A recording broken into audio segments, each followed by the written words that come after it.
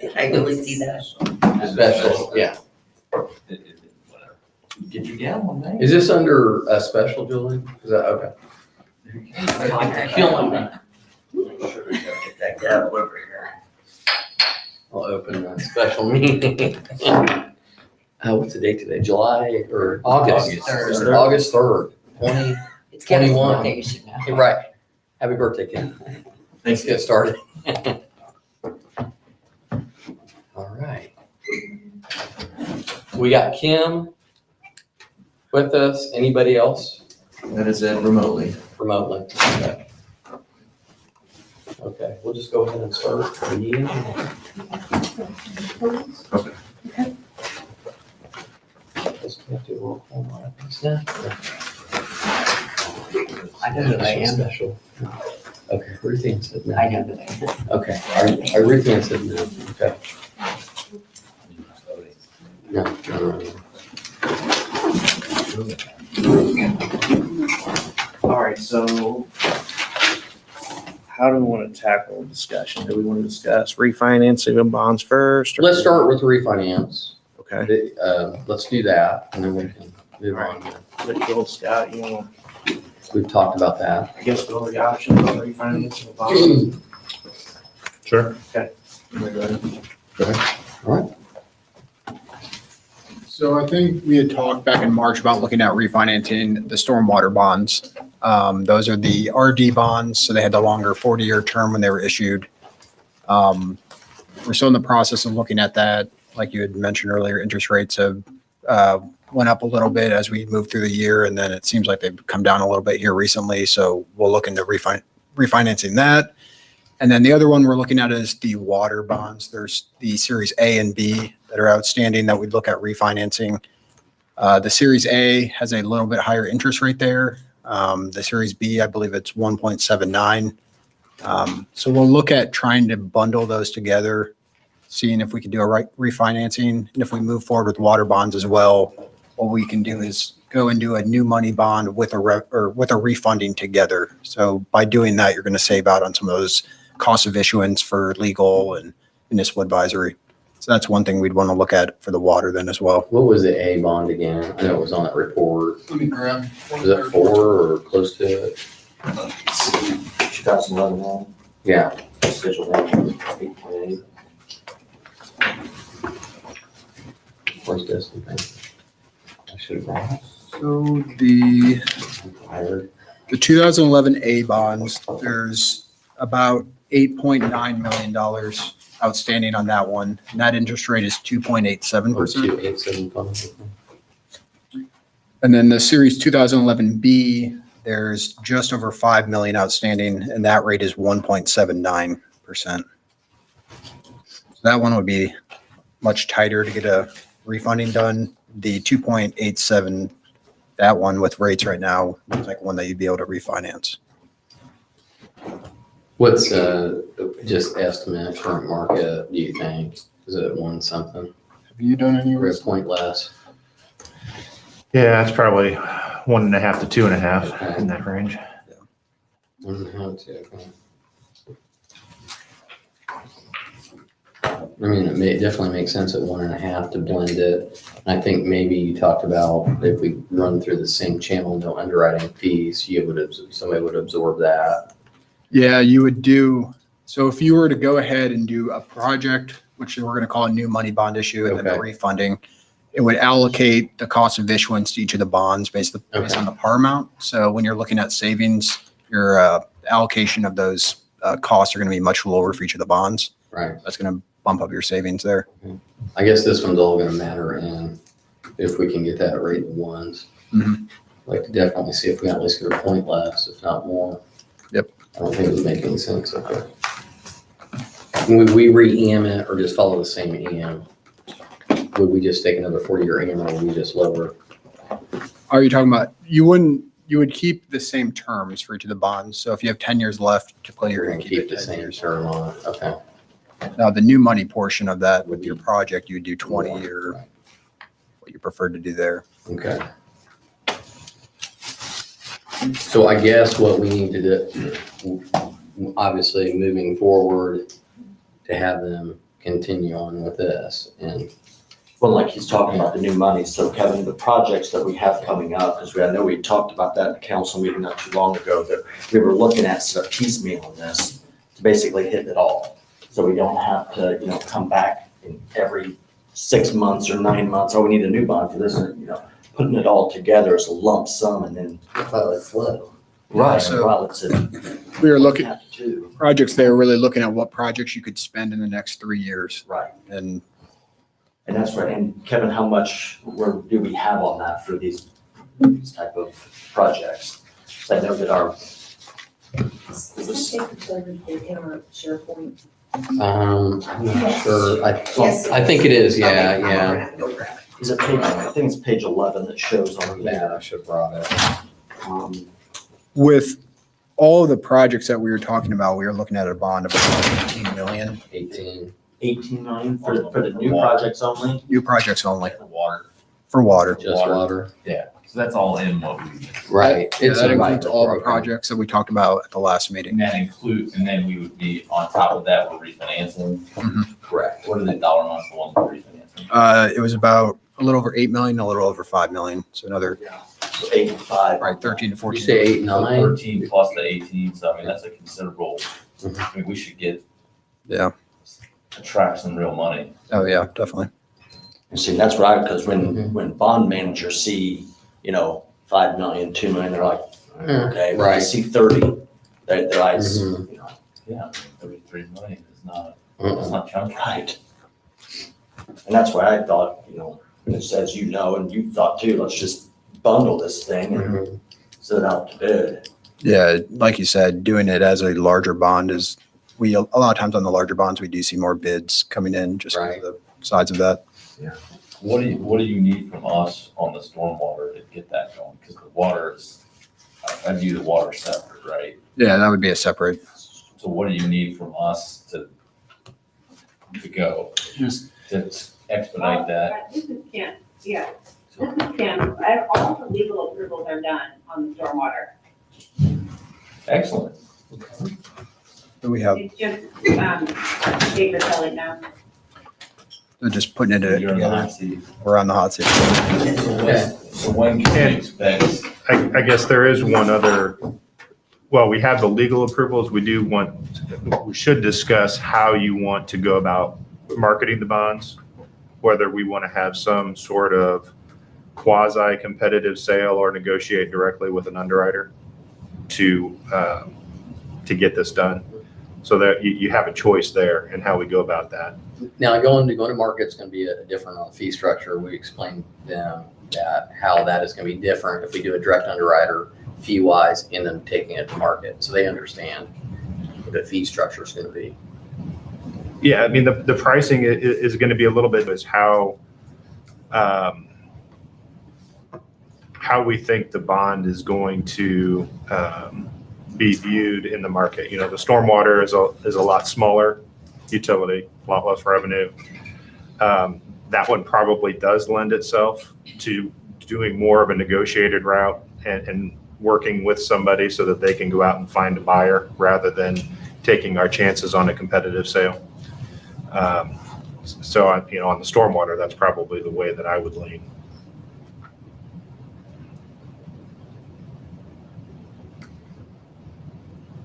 Do you have a group that you've already identified that you'd like to talk to, or you would recommend to us? There are, that's always such a difficult question. There, I mean, yeah, there are, We get emails all the time, hey, we want to work with you. yeah. Right. But And we get those same emails.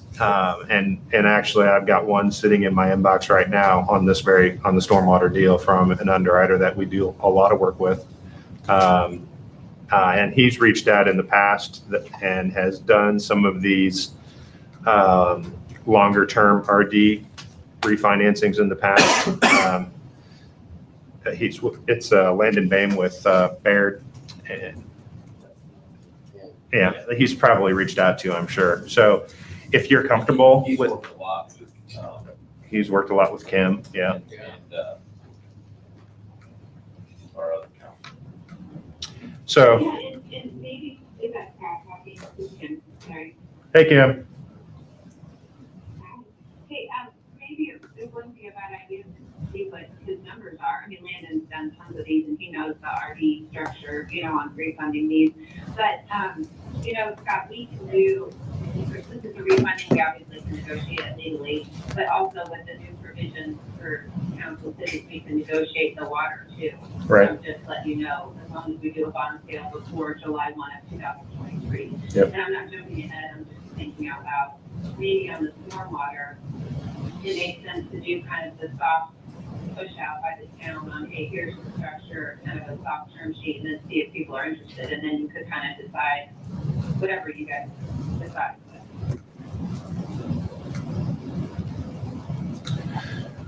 I don't know if all of you are up to speed on that. We've got a temporary time period here where on utility financings, ordinarily, any new money deal has to be competitively bid. We've got a period of time here where we've got a little bit more flexibility, where we can negotiate it, we can competitively bid it, we can do a combination of the two. So we've got, like I said, for 2 more years, a lot of flexibility on how we go forward with even some of these larger new money transactions.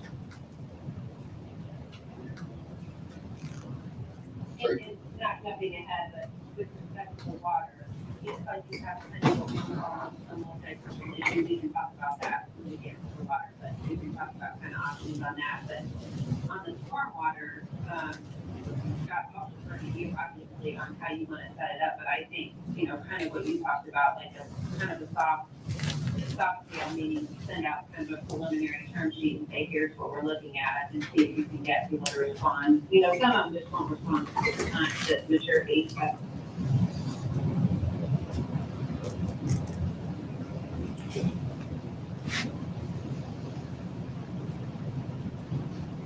So what is the maturity, said 10 years on the A or on the B?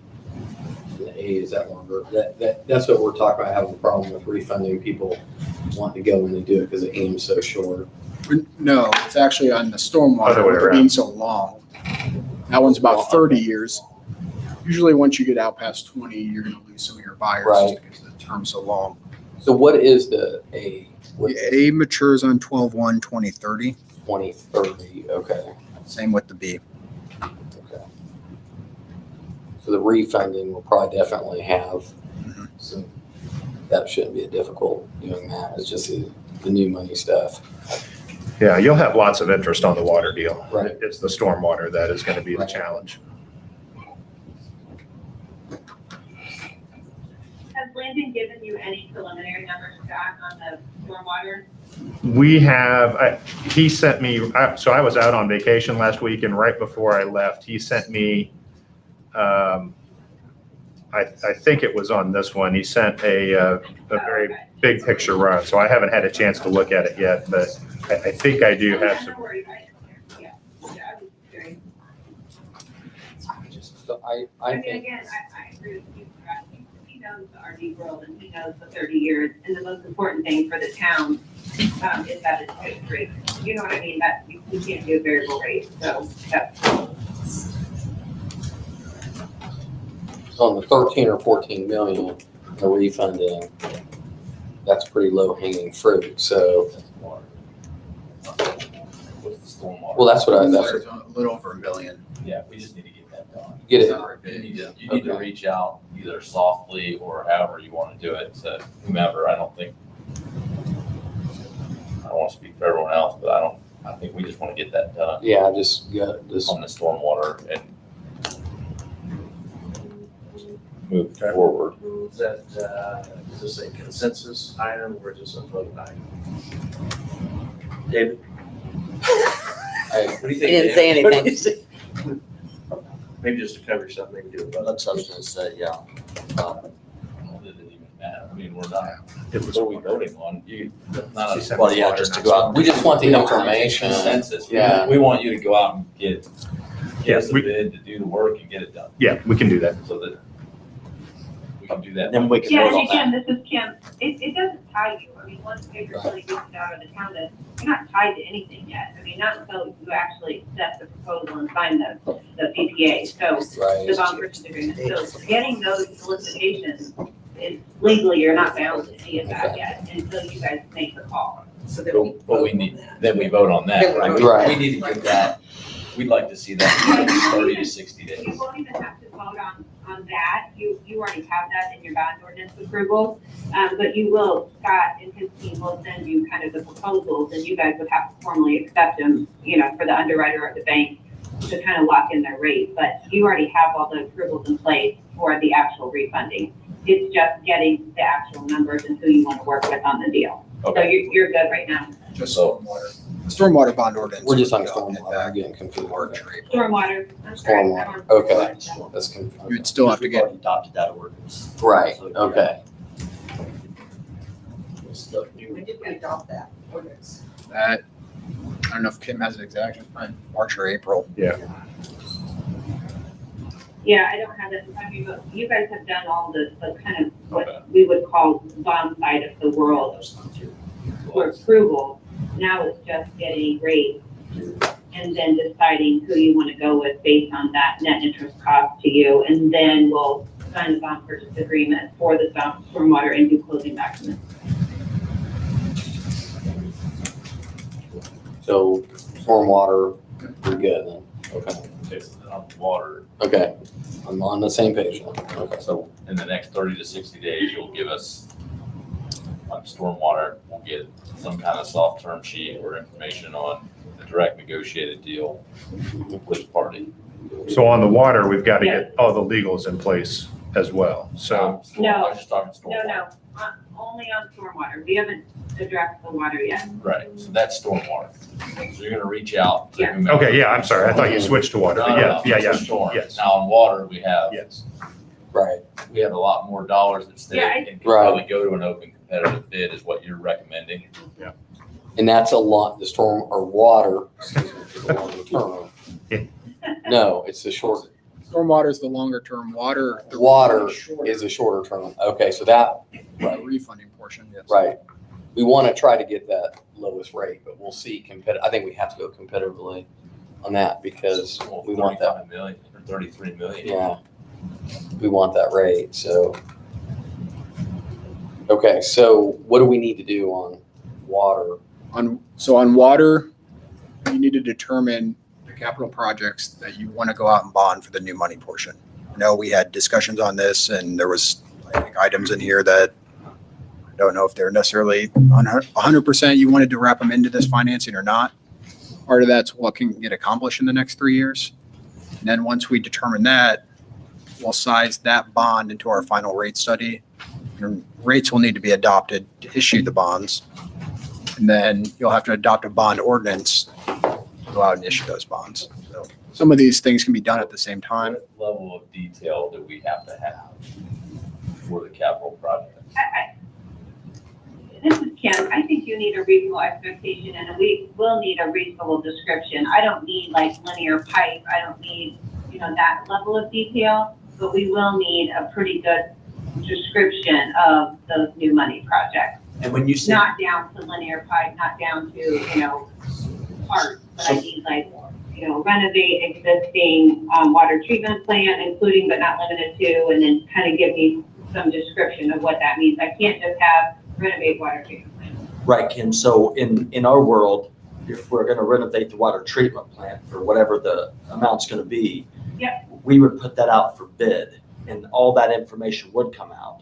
So you're saying you just want, this is what it's gonna be. We're gonna need to have somebody at least give us Kevin can probably say, yeah, it'll be X, but if he just says that without looking into what the cost of each linear pipe is, how do we come up with that number?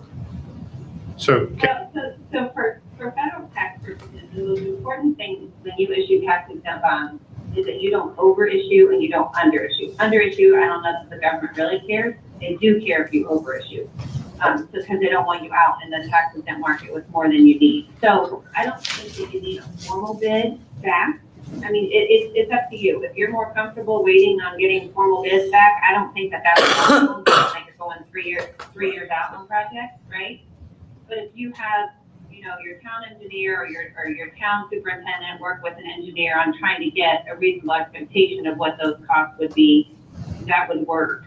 It just means that if at the time, in 2 years from now, it comes in over, you're gonna have only bonded for that amount that you originally expected. Up 3 years. ago, Correct. what it's gonna be like. So he's got this, we have this laundry list of items. Right. And probably what we need to do is add some additional items, right, that we'd like to get done but might not be able to be included, or do we reduce it? I mean, you just got round numbers. Then if you go with the priorities, what happens if you don't get down to some of the rest of them? Is that okay? Yeah, well, we've got to. Then you've got list the the money. priorities. Yeah. Right. That's what I'm asking. Yeah, What do they need right. legally for this? I mean, you've got a projection of this 18 plus or minus million, and these are all just numbers that I'm assuming you've worked with Strand to say here, what, like, Yeah, so the engineer has given their estimate, of course, with today's market and supplies and steel prices and Right, things like that. We're a little nervous about issuing a bond for a project that won't start until like year 2 or year 2.5. But I think with our cash on hand, we might be able to make up a difference if our bond were to come up short, once we bid some of these projects. Some will bid as early as this year. Under than over. issuance. Under. Really, I mean, if you're gonna fall on one side of the sword, it's better to fall on the under issuance than over issuance for federal tax purposes. If it was a taxable bond, we wouldn't care, but because you're issuing tax exempt bonds, and again, it's reasonable expectations. I don't think that you need to, again, tie it to all the small detail, but it does need to be reasonable. So we'll get with Strand, go over the projects that are in yellow that are intended to be bond financed. And from the time that we created this till now, there's been some projects bid, and they may have a better idea of what steel prices are coming in at, if they're going down or going up. And we'll be able to revise those for Baker Tilly to update their spreadsheet, and then we'll run by Kim what our description is going to be and make sure that that's going to be okay for the bond paperwork. so I would suggest that we get a little bit more detail of what you've put together and remove everything that's not gonna be bonded. Yeah. And then have that detail for us to then approve and say, okay, yes, because there's some items on here where I think we still had questions after the last meeting. Like I was just running the new maintenance facility. I mean, that's a question mark, right? In terms of priority and timing. So I think we just need to say, yep, this is what it is, so that you can finalize your dollar amounts, get with Kim, these guys, Baker Tilly, put it all together so that we can get out on the market, get our approvals of the ordinance, and go get this done while interest rates are still reasonable. And again, just to tag off of that, if you were doing, and Baker Tilly can step in too, but if you were doing an SRF or RD deal, you would have full-blown PERs, and we would have to have this back, and, before you even close. So that's kind of the advantage of doing the open market soft sale too, that you're not going through SRF or RD, so. I think what everybody's hearing, Kevin, just so you know, that we are, I think, ready to bond with a detailed, and we're wanting to move forward. If everybody else, and Kim, if you hear that what you're hearing is we just gotta get the details and we're ready. Okay. So I guess what I would suggest is if you can identify which of the items on that list are the priorities that we want to bond for now, Yeah. we'll pull those out separate in our report, show them as a bond-funded project. We'll leave everything else in there as just your ongoing capital plan.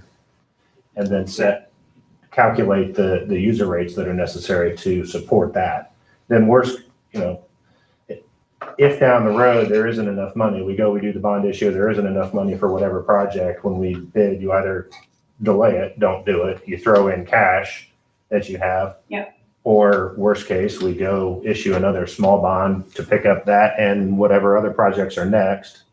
There was a second bond. So, Yeah, there's a second bond. Right. so In 3 years for another Yeah, 27 million, right? you're in a good spot because of the cash that you have available right now. So I'm with Kim. I certainly wouldn't want to overissue.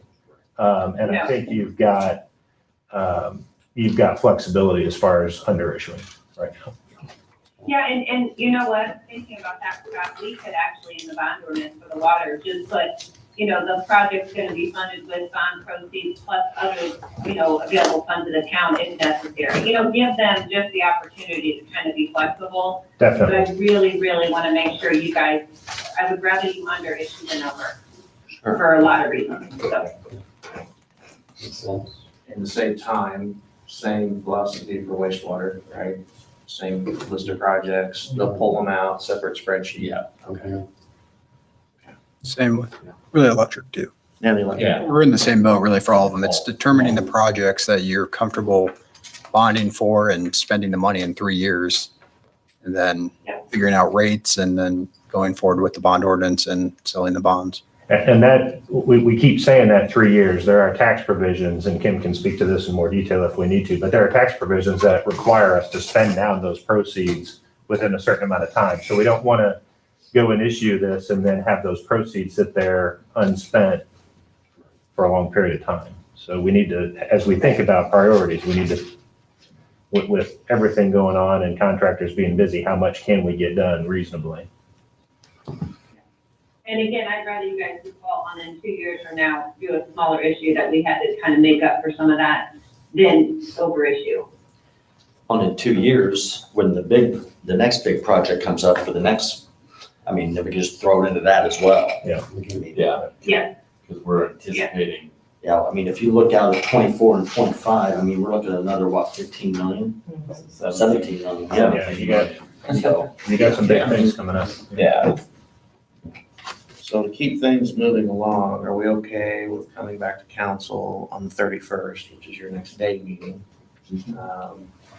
With this list, obviously have it ahead of time, digest it, and officially. Yeah. Okay.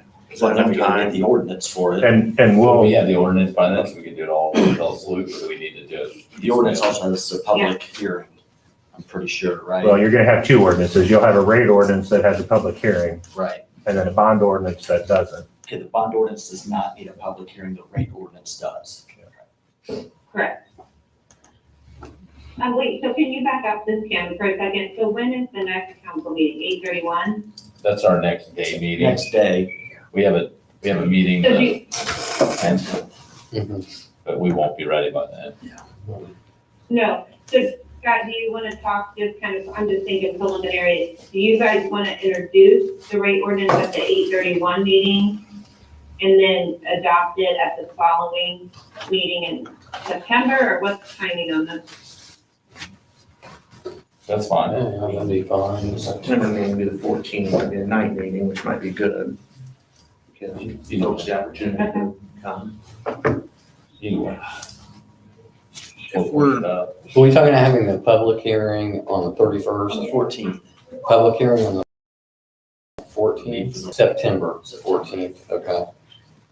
then we'll get it. Yeah, so that will get you kind of ahead of your budget meeting Okay. too. If we can get this done.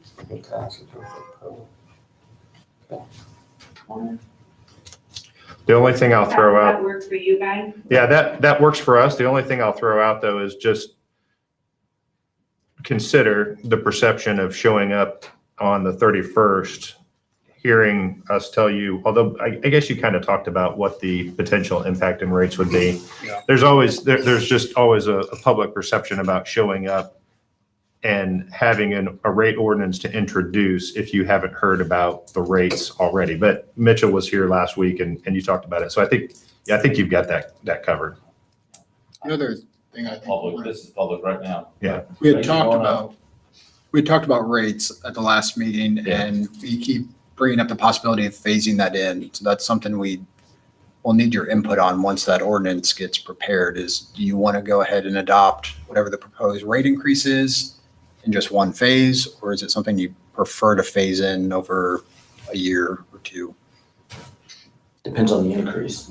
I think my personal take was phasing it over a series of years and then seeing where our growth was also. Yeah. Because we anticipate that the growth will be, Sort of enough. And it's a good thing to raise, to do what we're doing with the rates that as we're doing projects with the bonding. This is, we're raising rates and the projects are happening. Yeah, I don't want Yeah. to. Instead of just saying we're raising rates. Next year, so let's phase that thing in Yeah. as the projects are completed. People are already talking about it. Oh, Next okay. year stuff. They're already, why are we getting a rate increase? You know, I stay This out. town's I just growing. look at I mean, it. that's how it works. And our rates are the lowest in the Well, I state. know, and haven't been raised forever, so, Right. you know.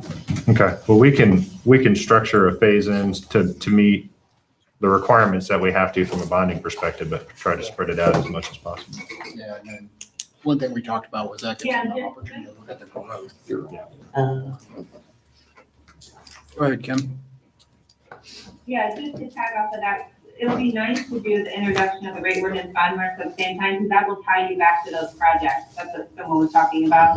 We'll have that project description in the bond ordinance, so we can just kind of tag along with the rate ordinance on the bond ordinance approvals, and that will kind of explain what you're doing Right. from a project description standpoint too, That makes sense.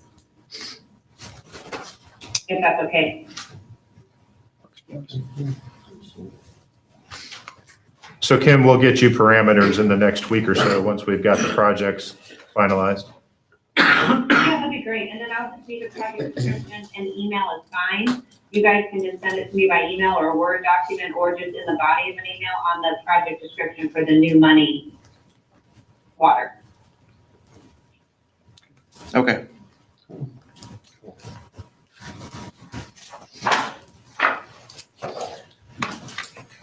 It's all on utilities. Anything else for utilities? Yeah, I think we're on the same page. Do you feel like we're on the same page? I believe so. Okay. That's important. Okay. Thank you, guys. Thank you, appreciate it.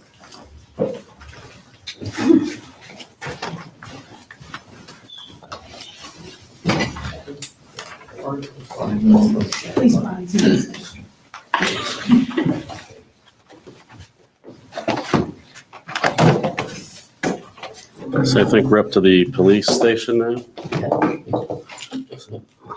So I don't have another set of numbers to show you guys. Did have some kind of questions if we've honed in on an amount that we're looking to bond for, so we can finalize, because that's the next step for us, is to finalize the parameters for Kim, and I thought we could talk through that, and then also what the town wants to use as far as paying for the bonds. We talked through a couple scenarios last time. Thought we could go through that. Are we on figure or solid figures yet? I think we have three rough total amount. I think we have to figure out where Adam had a bunch of great ideas and we gotta, I think that's part of today, right? Is to vet that out and figure out. So that's part of why we have Adam here today as well. Because we've had bond calculations provided to the council. And as it currently stands, our estimate is over the calculation that council felt comfortable with. So the current estimate, we're in the 3.2 range from Hagerman. That does not include some of the loose items for this project. So, What's the extra on top of that, Julie, the FF&E? It's the furniture, And how much was that estimate? security, or Do you have an estimate for that? Wasn't it like 200,000? 200, somewhere between 2 and 250 For all three? for those. So we're really looking at a total of about 3.5. Roughly, yes. Depending on, obviously, we have a big project. We all know construction costs have been a little wild lately.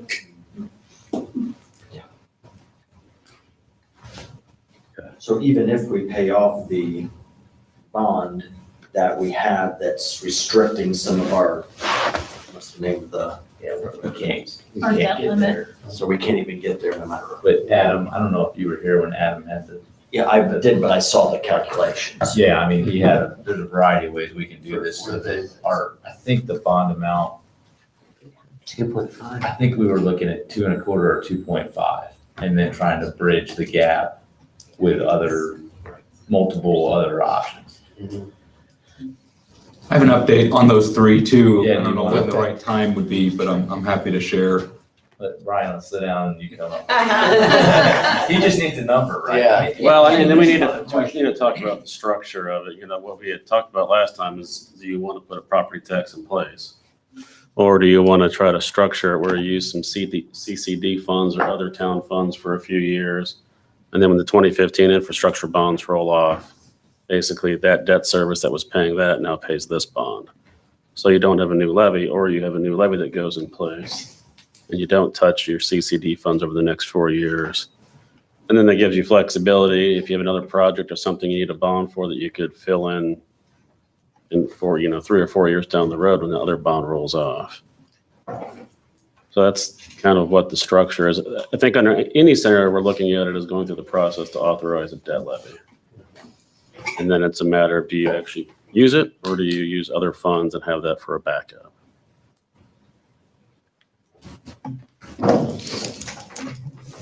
But I'll let you talk about your numbers, because it's new information that I need. I don't know what that. I'm getting ready to Okay, share cool. that for you, Okay, just for Adam. the benefit of those folks on Zoom. All right, good afternoon. And I kind of got this teed up to be somewhat of a working session, so I'm glad you guys are here so we can figure it out. But a couple different updates that I've got here.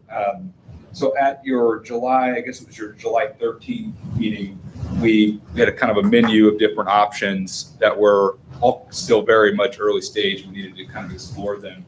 That'll be shared up on the screen here in a moment. But if you can recall, the three that we received your direction on to explore was, one, the cumulative capital fund balance as an option to close the gap. The second was looking at potential reserve balances, appropriating from those with regards to general and rainy day. There's some questions on the use of that. And then lastly, kind of the conversation on the American Rescue Funds, specifically as it related to any kind of revenue loss.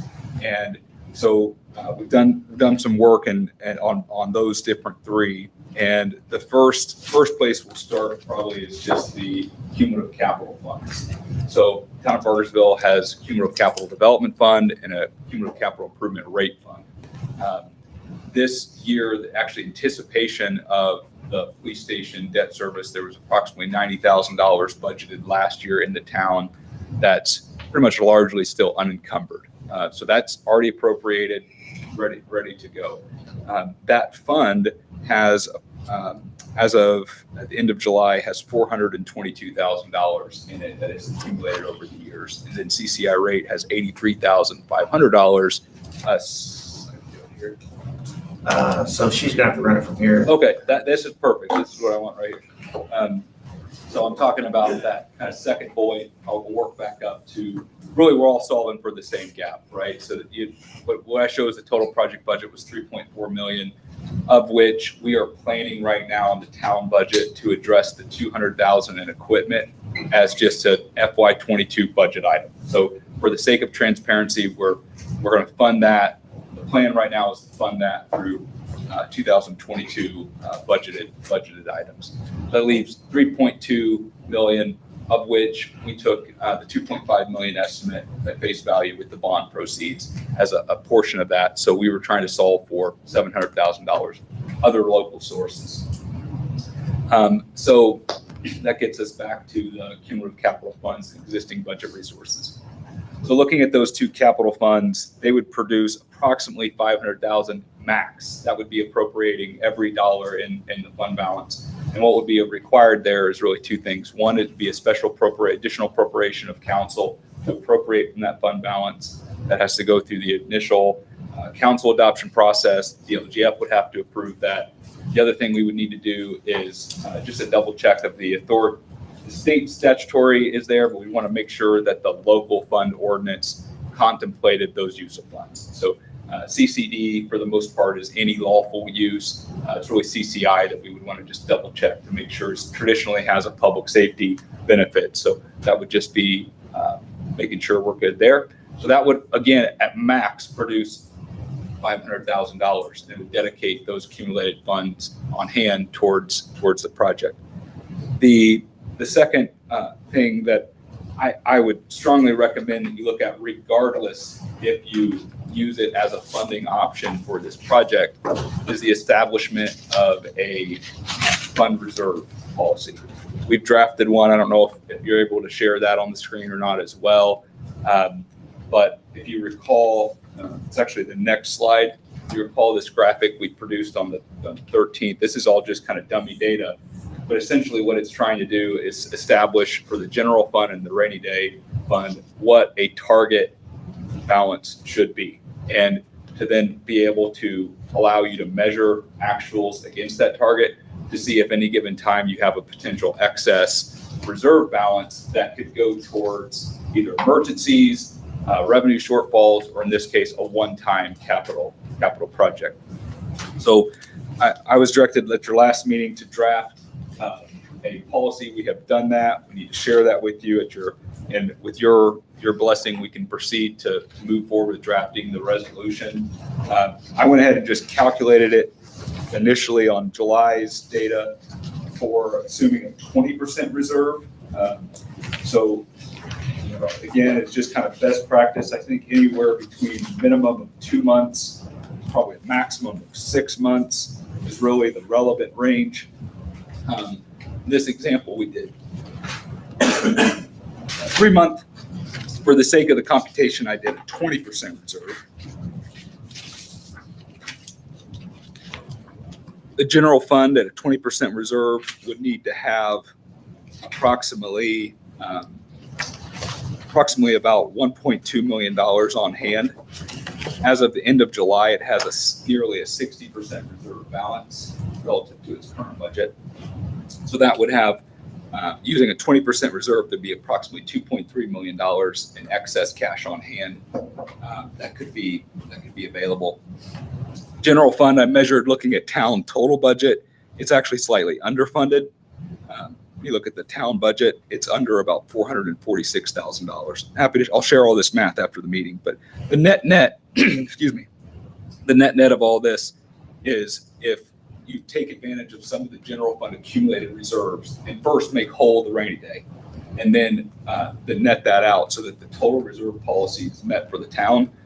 I'm calculating excess reserves of $1.8 million. Obviously, you don't need that much, and I wouldn't be doing my job, suggesting that you use all of that. But what I wanted to do is try to show you the benefit of having that policy and then measuring against it, so you can at least know how much you should even be talking about as far as use for a pay-as-you-go project. So Adam, if we bond 2.5, we got roughly 500 in the two. Yep. And then we need 500,000. That's right. And what I'm showing is you've got. Well, We basically, need 700. Yep. well, somebody said 3.5 with the three things.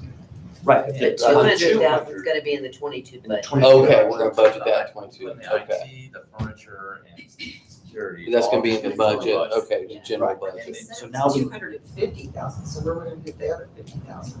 Yeah, 200 and 250. Right now, it's estimated at 210 Okay, on my. okay, all right, okay. So we have a $700,000 gap, that's right. right? And we've got this cumulative cap that maximum is 500 in there.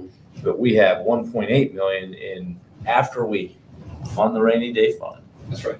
and fully fund our reserves at our new ordinance, which we're in the past, which is basically saying we got plenty of cash. Right. We still have 1.8 million available. Right, and so all we need is 200 of that. Right. So honestly, what are we talking about? So I guess the question I have, or one question is I don't get excited when you say we got to put a levy on, right? We got a levy and new taxes. So what number do we have to get to with the bond? Because maybe we want to look at reducing the bond amount to lower than 2.5 and use some of these reserves. That's right. So is there a magic number that, what do we have in the one that rolls off in 2015? That's about 200,000 a year is that levy. So under the $3 million scenario I showed you last time, it was almost dead on with what that has for an annual payment. And And that falls off when? 2025, I think July of 25 is the last one, so we have to get So we can there. calculate the difference. It might make sense for us to use some of those reserves and lower that and not have a levy. Yeah. What Man, is what the do you number? think about that concept? I mean, and we haven't even talked about the ARP funds yet, so that's another Right. bucket. It's about 700,000 in debt service to get us from now to when that bond rolls off that you would have to cover. And then, Debt service, not in total bond. because the bond amount, even if you reduce the bond amount, you're still gonna have those payments in the next, 3.5 years. Because we're not gonna get it to where you have no payments. And that's the problem we have is to not have any levy, then you've got to have some source of revenue over the next few years to pay that debt service. It's not funded through the levy. Correct. So to avoid the levy.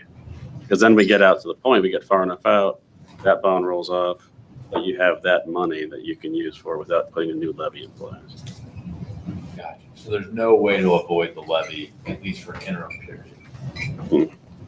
Not without using you have to come up with other funds to get us to that point in time, that levy that's in place for that existing bond, In the existing bond? Could we- Which bond? Could we create a? 2015 could we create infrastructure a- bonds. Infrastructure for the sewer?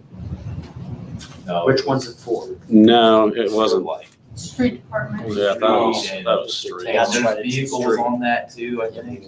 There was Is there a way, a is mixture there a of way where stuff. we could create a capital interest reserve to pay for the first, talking about 4 years with some of these other money and promise that so that we don't have to, like we could fund it, essentially fund Oh, that 700,000 and not have the levy as a backup, but not the primary, where that's funding the first 4 years. Yeah, that's fine, because we just need revenue. So you're gonna have the property tax. If anybody buys this bond, it's a property tax bond issue. Right. That's the ultimate security. It How has to you have pay- that as one of our prongs. Correct. Right? Otherwise, no one will buy it. Well, and just the way we're structuring it, I mean, that gets you the best, that gets you to where you want to be at as far as marketability and rates we're going to be looking at. But that's, so you go ahead and do that. And then each year during the budget process, you can say, I'm going to use the general fund dollars, or you can set aside and do an account, basically earmark those dollars, saying this is what we're going to use to fund that over the next 4 years. And that wouldn't raise taxes. That would not raise taxes. It's just moving those dollars. Yeah, I mean, I think we've talked about this as council before. Right. We saw that. I mean, everybody that's at, what was it, $210,000 property tax, nobody above that's gonna get hit. Everybody below it is. Yeah, it was even lower than that. I mean, it was. Yeah, It's Yeah, but Well, we have- it's a regressive tax. It's a almost. very Right. regressive Well, tax. we've had all our rates are going up, and even though we have circuit breaker, all the assessments went up. So we're getting hit. Yeah. We just can't raise taxes on this project, so we need to figure out how not to do it. Yeah. And if that's doing a cap reserve to cover the other bond, then we could do it. Or we could pay that bond off. We have 1.8. I've got one more option for you. Okay. Yeah, And then my hope is that, one of these help, you all structure it or hybrid, but Yeah. it sounds like we're still solving for the same 700,000. And the last one is the American Rescue Fund. And I'm glad you're all here because I don't know if you've calculated this for other communities, but it gets a little, in Bargersville with your growth, it's pretty interesting. So we use the GFOA's formula for revenue loss, which basically, per the U.S. Treasury's guidance, they give you kind of a default 4.1% growth over 2019. So you look at 2019's actual revenue, you have to make a few adjustments. Not all revenue is allowed. So things that come through federal grants and those kind of things can't be included.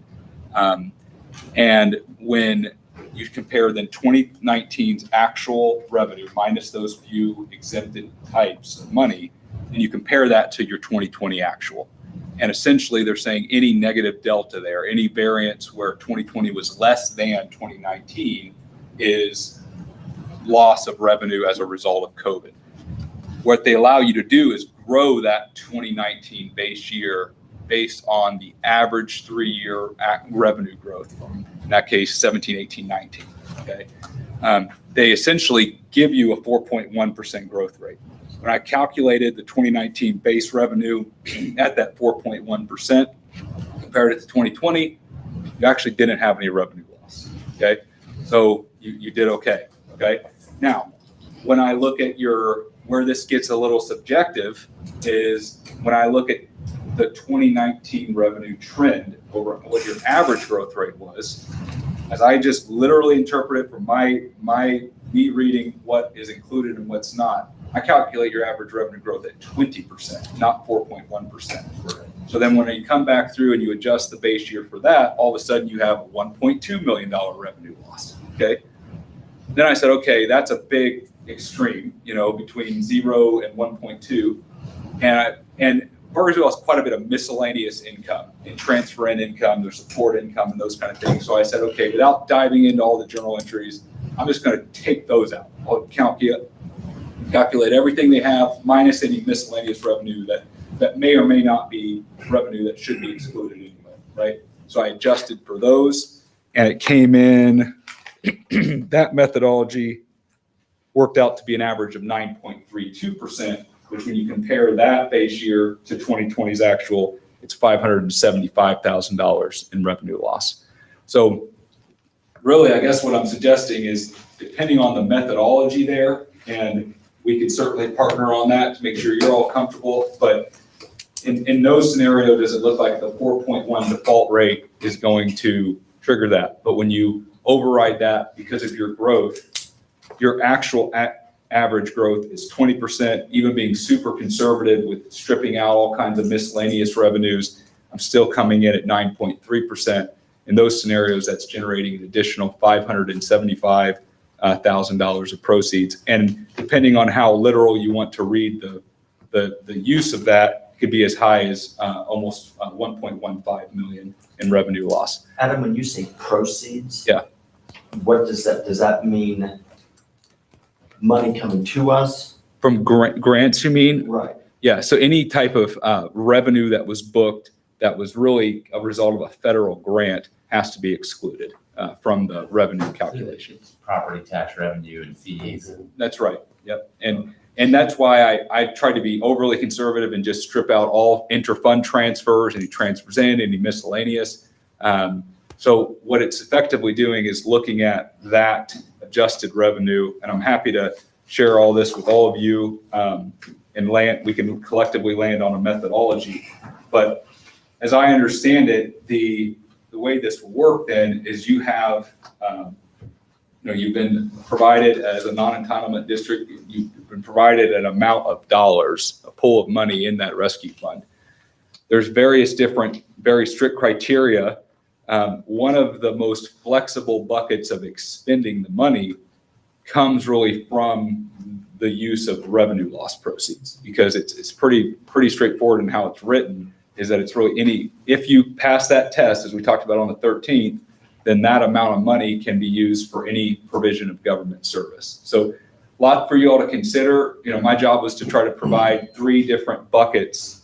And, obviously you don't need all of them, which is a good thing for this project because there's going to be other projects, right? But combination of the reserve, combination of your capital funds you have on hand, and the consideration of these rescue dollars, all, more than exceed what you need. And then it would just come down to preference. But either way, I would recommend as a best practice to consider the general fund and rainy day reserve policy. I think it's just good financial housekeeping.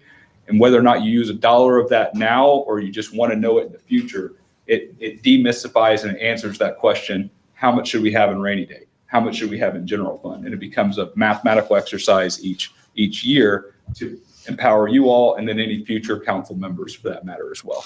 I'm happy to take any questions and happy to share any of the work with Baker Tilly as well to make sure we're all comfortable on the assumptions. So if I read this right, if we've got $500,000 from the CCD we can use and employ this $575,000 revenue loss, that gets us to 2.1 on the bond that we need. We also have 1.8 in reserves. Right. Right. I mean, there's money there. In It's just rainy which day, one That's if what we I'm had saying. to. But if we use That's those not rainy two, day. No, if we had to. Right, but if we I'm use saying those that's on two- top. Right, if we use those That's two, on we can top. get to the bond that we could use now. We're not even worried about the debt levy. Look at our other projects that we have. Well, I mean, here. So we have park too, so Yeah. how much, Well, and there's how gonna be much do other we stuff want? too. Right, Like, the Right. redevelopment commission is going to be active and there's gonna be right. stuff coming our way in the next So 6 to 18 months. I'm all for doing what we can for the police stations, but we have to look at our other projects as well as we look at this. I mean, I'd be comfortable with taking some from each one to get to a number. Yeah. That works. I think we have to do the levy, but I'd like to figure out a way where it's the last, I mean, I'm thinking of Cornwall, right? When we did Cornwall, we had all these rings, we had all these protections. I know some of it was Carl's and Bruce's, right? But you had all these things that, you know, money was here, there's escrow here, capital interests were here. All these things were done so that basically you never, ever hit the property tax levy, right? So I would be willing to, I mean, even if we had to say, okay, we're gonna set aside money from the reserve for the next 4 years, because we don't necessarily need to use it on day one, maybe, because these project costs aren't gonna, it's not like tomorrow, if we say go, we need to write a $3.2 million check. That's not it either, right? So this is gonna happen over the next few months, year and a half. So is there a way for us to say, fine, we're gonna set aside money out of the reserve to pay this other reserve that then allows the bond amount to be X that we're comfortable with? The bond falls off in 2025 and we basically don't have to raise taxes at that point. Correct. Because of what we've done. Right. Yeah, I will say that the one thing that has come back into possibility now is not doing the lease financing. I mean, if you are going to use $1 million in cash on hand or what have you, that gets us down below your debt limit threshold. Right, that's what I was, You know, if you want to use your debt limit for this, that gets us out of having to pay capitalized interest that we talked about last time, which is an added cost in it. It really, I mean, it would eliminate the town's ability for additional general obligation debt. But you can lease for most other projects. So that's another, I know that was kind of the original plan was let's do a non-lease bond. Right, but we couldn't get there with the dollar. But we could get there. What was- Now, we what's could the still do a dollar lease. amount? We could do both. I mean, we could do What's both. the dollar amount to get to the DO?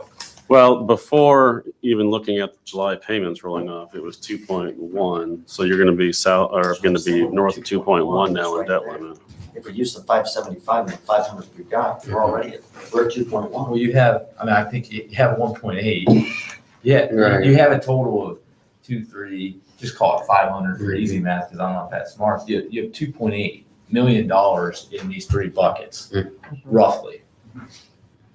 And so to use a portion of each one of those to then reduce it down, that still leaves us, if we just got to get down basically $1 million, is what we're saying, plus or minus, or $1.1 million, you're using less than half of all of these reserves in these things, and then we still have $1 million, you know, 2, $1 million, 3 left. right, for other projects that are non-utility based, you know, projects that we need to, that we're gonna have.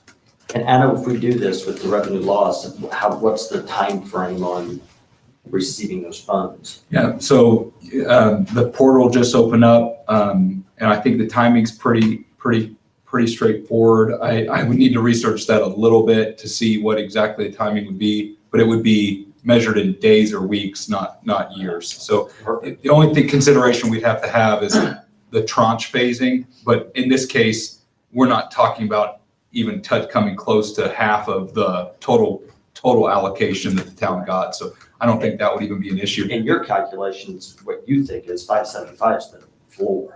I think the floor is 0, Well, but I think what Don't like that number. yeah, but I Yeah. think when you adjust for your actual average growth, I don't want to leave money on the table for you all also. So what I was trying to present is that if I literally read what revenues are exempted, it's 20%. Right. My problem with that is a lot of that is kind of transfers in and miscellaneous revenue and that kind of stuff that I just frankly haven't looked at all of those transactions enough to get comfortable of what they really are, if they were miscoded at all or anything like that. So to be super safe, I just pulled those out, and that's where I got to the 575. So let me ask a question. Utility support payment, is that revenue or not? I backed it out in the 9.3, and the 20% is included as revenue. Right. So that's the largest difference. It's $3 million, you know. Yeah. So that's the question is statutorily, are we allowed to count that or not statutorily? Legally, are we allowed to count that in the calculation? Yeah, and that's why I said, you know what, I want to calculate it, you know, as the default, the 4.1 that's non-disputable, that's a 0. At the straight average adjusted for including support income, it's the 20. And then when I back that out, plus transfers in and other things that are just more of a question mark, you get to 9.3, which is only then useful for adjusting the base. And when you compare that, that brings you to the 575 loss. I think what I'm hearing is that we want to see these numbers before and I know we want to get this project moving, Julia, I know we want to get it going, but we want to hear these numbers Okay. on this. Is that on this? I mean, we can move forward with the project. We have the money in different buckets, but I think we need to get down to that 2.1 number. Right. So that we can do a geo bond and not have to raise taxes. But I think none of us, I've been pretty clear, I'm not willing to raise taxes for the police station, even though it's needed and we need to do I it. agree. I don't want to, But we have the funds available. So it's, okay, let's take, 250 out of the cum cap, let's take 500 out of the general fund, or 600 out of that, and then take 200 out of the ARP money, and that gets us down from the 3.2 to the 2.1, right? And then hopefully we get $1.2 million or $1.15 million on the ARP, and we do our new policy. We have room in the future for the next projects on all of these things, and that, however we need to do the mechanics so that when that bond rolls off, I mean, that will, you think about it, in 2025, then boom, then we have another, we have a lot more available. Levy. And we haven't drained any of these down to 0 or to a number Yeah. that I can live with all those. You do, absolutely. What's the timing on actually starting the project, needing the money, and then how long for construction? We've submitted the drawings to the state for the CDR, so. So we could We can start in put it- 30 days. We could start in 30 days, we can start in 6 months. what I'm hearing is 6 to 8 months. 2.1 on geo, so I think that's what, I mean, if we're gonna move Let's- dirt, we got a window of, Yeah. we have a 3-month window right now. So we need to get started moving dirt in the next 60 to 90 days. Do we need money to do that? No. I would make, I guess, kind of, if you're looking to move forward, my recommendation would be consider at your next regularly scheduled meeting to start taking action on appropriating from cum funds and start the process of adopting the reserve policy. Those are in your local control. You can start that action. And then with the ARP money, I think just kind of the nature of how it feeds into the bond, what I would want to get more comfortable there is I'd want to work with either you directly or something offline between now and your next meeting, and basically both get comfortable with, are we using 9.3, are we using 20? Because that's a $600,000 question that I think we can partner on and both get comfortable with and be able to present back to you at a interview. I couldn't agree more with what you said, and I'm on board for that. And the other thing I would say is, since we're only talking about maybe using 200 of the ARP money, if for some reason we get 0, we can get that out of our budget. Right. We can figure out a way. There's money in the reserves. There's other ways we can move stuff around to make that work. So from a timing perspective, I think we can get started as long as we don't get started too early that it affects the bond issuance, right? Like, I mean, there's certain things we can do that Yeah. we can continue moving forward with our plans and approvals, and we can probably even move dirt. You just can't enter into a formal contract saying, hey, we're going to pay you $3 million for the project without having a plan of finance. Gotcha. I'd let Kim chime in on that as well. Yeah, no, we don't want to do that. The other thing, from a timing perspective, I know you guys are talking, I think you're going to have to, if the timing is what you're talking about, you're gonna have to lean towards the straight geo because the lead financing will take 4 months at a minimum, if Okay. not 5. So, That's what I I mean, thought. I think just letting you know that process. Yeah. So we're gonna base it on 2.1 and then we need to figure out the buckets so we can have it by next meeting. So, Well, then Yeah. we got, that ordinance, we need to do Yeah. that. yeah. If you could help That sets figure it at those buckets. 20%. Yeah, I just think that, can't we just do it now? Well, Yeah. I don't have an actual ordinance. ordinance, okay. Mhm. I'm happy We to can do share that for you next week, though. Next, I was gonna say we can have We can that. put that on the next week. agenda for you next week, the. You have a draft, Adam? I do, and if there, I don't know if we can share that on the screen too. We have just a sample policy that was written for the general fund that I'm happy to at least walk through the major components now with you. Make sure there's any tweaks that you want to make, and then we can just incorporate those in the initial draft. The other thing I would consider on the art money, which the reason I'm so kind of pushing for answer is that every community in the country is trying to figure out the plan for this. And it's one of the big gates to what are you going to do with this? So keep in mind that I'm pretty keen on trying to get that answer on what that number is, because the hope is that it can be used for other, there's other uses too, right? There's other things above and beyond just this project. It's not my job to prioritize those, but it's our job to try to define and articulate what you have at your disposal. So I think trying to maximize that revenue loss within a comfort is really important, because it is just frankly the most flexible bucket. So there's a quiz on this after the meeting, so read carefully. But basically, the first page and a half of this is good to help you sleep at night. It's GFOA best practice language. So the Baker Tilly guys have seen this a ton of times, and probably bond covenants. So the kind of the absolute operating minimum is 16.67%, which is 2 months. So in this draft, I drafted it at 20%.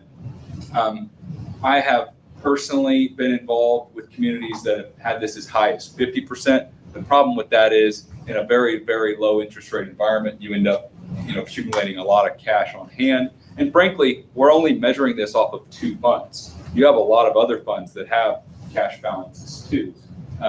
The other reason I felt pretty comfortable at a 20 to 25% is when we consider last year. I think that was last summer, in my professional opinion, was the best stress test for how much a reserve balance needs to be. When the governor came out and it allowed folks to delay paying their taxes for 60 days, that was a stress test for sure. So anyway, this is drafted at 20%. I think I would probably recommend 20 to 25 is probably something that makes a lot of sense. Anything higher than that, you start kind of creating that situation where you have excess.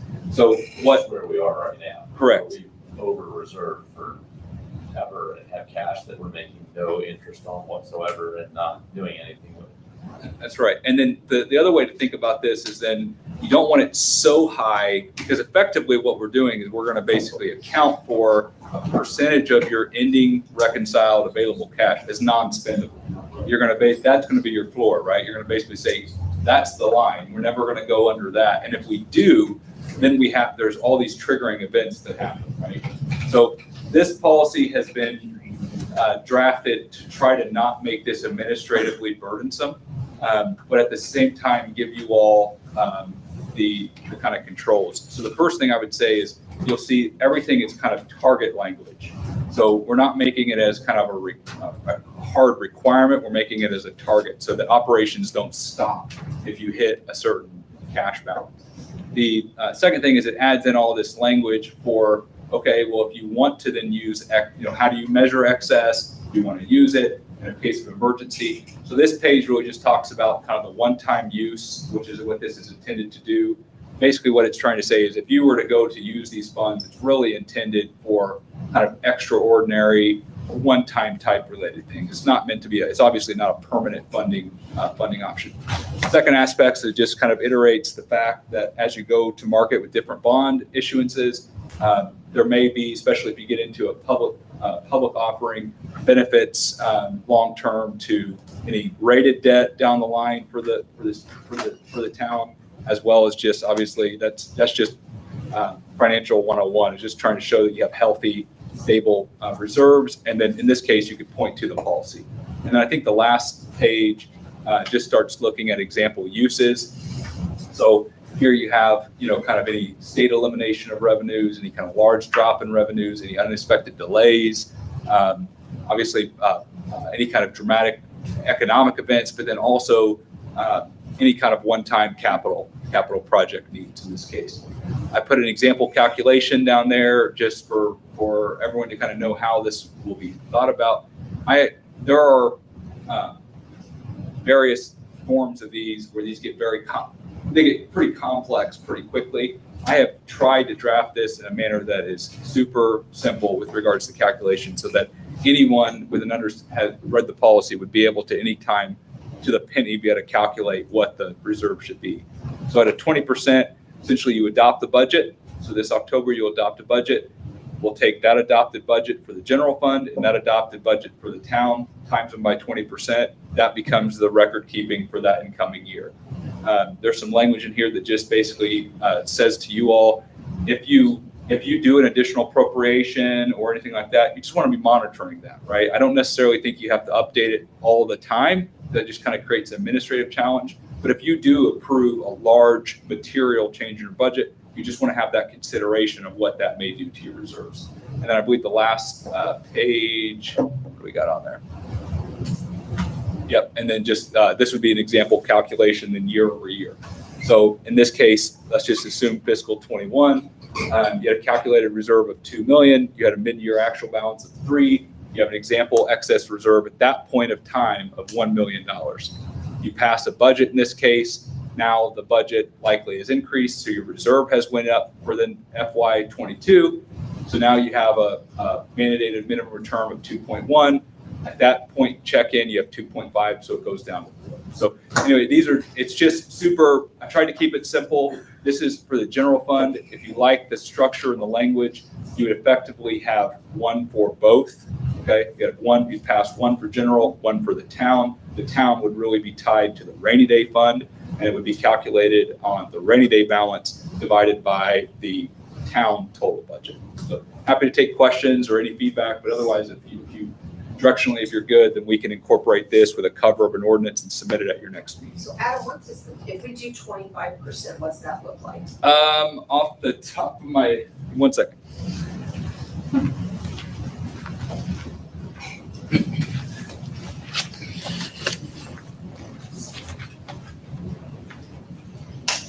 Tuesday afternoon, midday math, 5% would be approximately, it's approximately $90,000 less of the 1.8 total that I told you. So not material. And the nice thing about 25% is it's 90 days. You know what I mean? So it's pretty clean in that regard. So I think you really, that 20 to 25% is in my opinion very, very fair and conservative, and with consideration of what else the town has going on. Right? You have predictable user fee support income coming in monthly. You have you're not 100% tied to real property tax. You have local income tax too. You have a lot of permit and development fees. So really your major risk areas are massive economic issues where you have big commercial industrial payment issues. You have some risk on kind of intergovernmental revenue change and disruptions. Like years ago, there was a big CAGIT payment issue. And so those kind of things are the systemic risks that you have exposure to.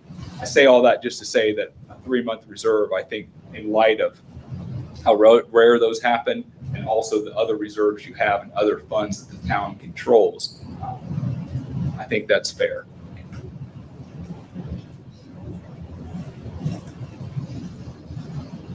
And if you'd like to, I'm happy to update all the calculations at 25%, if that's what you would like. I know for my sake, I would like to see it at 25, and I would like to pass it at our next meeting. I know I'll vote for it, so I think it's smart. And I think it will help us in the budgeting process going forward. That is, hey, it's simple. Here's a number we need to get to.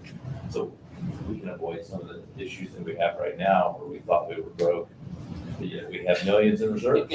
Flushing cash. Yeah. Broke foot flushing cash. And not making any money on it, right? So, and not doing any projects. That's That's the the key sad right part there. about it. That's, We're not utilizing cash for what we need to use it for. It's responsible to have cash. This is an investment for, this is a. yeah, we're not waiting for something to dip low to Right. buy. You know? So I'm okay with 25%. If you want to do that, I don't, Dustin or Finn, are you on 90? I think it makes it clean and simple. We can vote today if we want, Right. but we You could can vote give you during a consensus and special. tell them to put a 25% 25%. on there and bring it to the next meeting. 13. I'll make a I- motion. 10, that- 10. We don't need make. Well, just consensus. He can bring it, then we can vote on it. David's not here. Yeah. David, you go with that? Yeah. So if you could do that, and then we're gonna base it on the 2.1, and if you can find out the other buckets, so we can get this moving. It sounds like if we do it that way, if Kim's still with us, a 3 or 4 month head start sooner now, that might make Julie happy.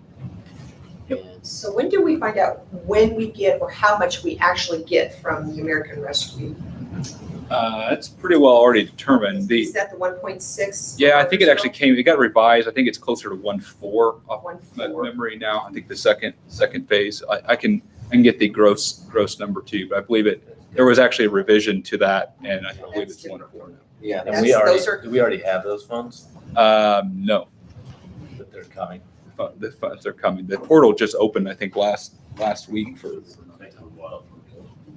and you can There- figure out the other funds. There is a form that has to be submitted. Yes. Yeah. Yep. At the end of this month, I believe, We're actually. working on that. Right. Right, we are working on that. Okay. And that, those funds can be utilized for, just give me a general summary of what those funds. Yeah, can be I mean, utilized so there's four, so the total bucket of funds can be used for, like premium, like hazard pay, that's been a big one for frontline workers.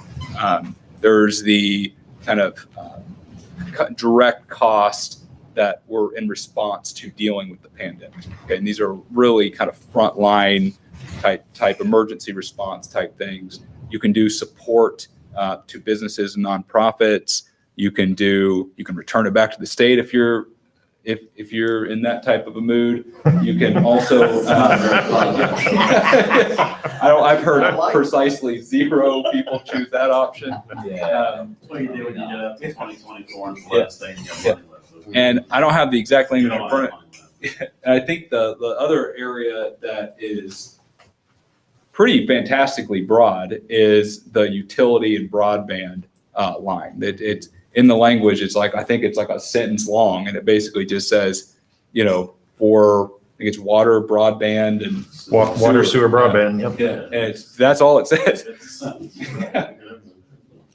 So that's very broad. So, and then there's this, and then there's, or the revenue loss. And when you read through it all, and it's a glorious 160 page and 151 page document, but basically when you read through it, it's pretty clear that the revenue loss, if you meet all the conditions and tests, that provides the greatest flexibility in use. And that's why I was recommending at your last meeting, you got to try to calculate that and land on the number.